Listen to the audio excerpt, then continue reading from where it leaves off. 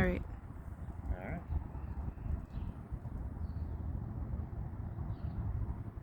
Oh, hello. Didn't see you there. Don't mind me, just doom scrolling a bit through the environmental news of the day. It can be a bit grim and a bit overwhelming. By most accounts, we're in the 6th mass extinction the planet's ever faced. Estimates put it at about 1,000 times greater than the background extinction rate, which is what classifies it in part as a mass extinction. And it can be a lot to handle. But as we approach this year's Earth Day, coming up tomorrow on Friday, I thought I'd try and share a little sidewalk STEM optimism with all of us. So there are sort of success stories in the environmental movement and in the scientists and activists that have helped kind of promote and protect nature and the earth. So the California condor is a great example. Back in the late 1980s, there were only 27 California condors left. And they were actually all collected and brought into captivity for a breeding program. They were protected. They were suffering from a loss of habitat, loss of food sources, illegal poaching, and were effectively being poisoned by pollutants in the environment. But happy to report that, as of last year, there's over 500 individuals alive and well, some in captivity and some in the wild.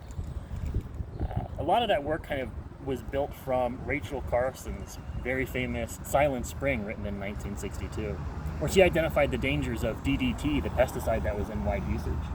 And, through her championing her hard work, DDT was universally banned in the US.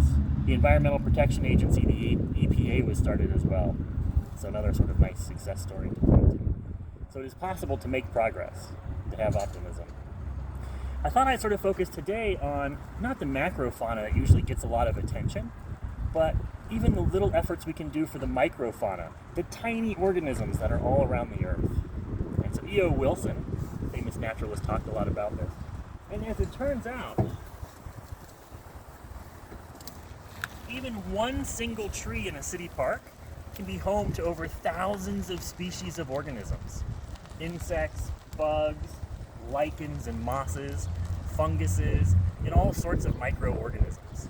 So even protecting one tree in your yard can give a haven, a home, and a habitat, food sources and resources to over 1,000 different kinds of organisms.